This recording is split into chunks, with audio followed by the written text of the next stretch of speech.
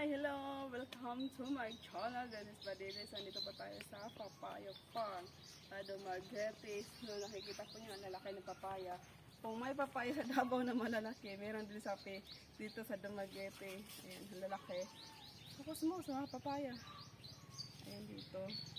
Sa papaya, tapos may may yellow corn. Then, ay yellow corn. At dito po yan sa Dumaguete. So, eto may mga malunggay, may mga saloyot, may mangga. Basta marami sari-sari ang tanim dito. Walang kasing laki ng papaya, ng dili ng papaya.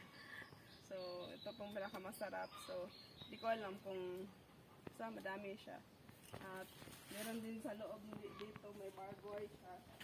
May cyclone wire, ito yellow cord, ito mga yellow cord, at mga saging. Yan. Basta dito lang banda, puro papaya lang siya. For chips yata ito. Ginagawan chips. Yan. Papaya chips, corn chips.